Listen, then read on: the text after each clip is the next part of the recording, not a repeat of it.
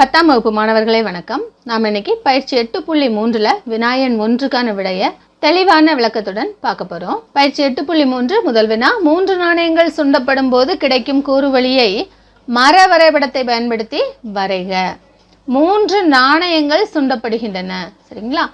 நாணயம், ஒரு நாணயத்துல என்னெல்லாம் இருக்கும்? ஒரு தலை இருக்கும், ஒரு பூ இருக்கும் இல்லையா? ஸோ ஒரு தலையும் ஒரு பூவும் போட்டுக்குங்க.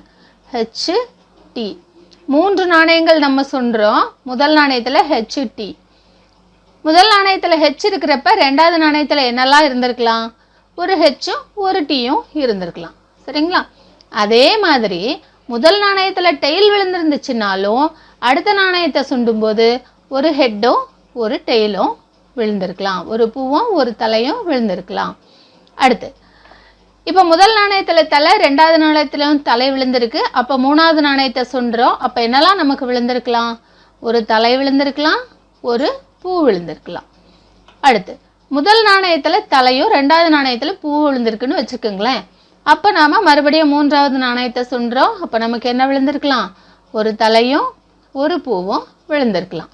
அடுத்து சப்போஸ் முதல் நாணயத்தில் பூவும் ரெண்டாவது நாணயத்தில் தலையும் விழுது, நம்ம மூணாவது நாணயத்தை சுண்டுறோம். என்னெல்லாம் விழலாம் அப்படின்னா ஒரு ஹெட்டும் ஒரு டெயிலும் விழுந்திருக்கலாம். அப்படி இல்லை, ரெண்டு நாணயத்துலேயுமே நமக்கு பூ தான் விழுந்திருக்கு, மூன்றாவது நாணயத்தை சுண்டுறோம். அப்போ என்ன விழலாம்? ஒரு தலையும் ஒரு பூவும் விழுந்திருக்கலாம். இதுதான் மர உரு வரைபடம். இதை பயன்படுத்தி நம்ம என்ன செய்யணுமா? கூறுவழியை எழுதுறதான். கூறுவழி எழுதுவோம். கூறுவழி S சமம் எப்படி எழுதுவீங்க? இங்க ஸ்டார்ட் பண்ணிக்கோங்க. H H H. அடுத்து H H T. அடுத்து H T H. இதே மாதிரி H T T, T H H, T H T, T T H, T T T எல்லாம் எழுதிக்கிறீங்க.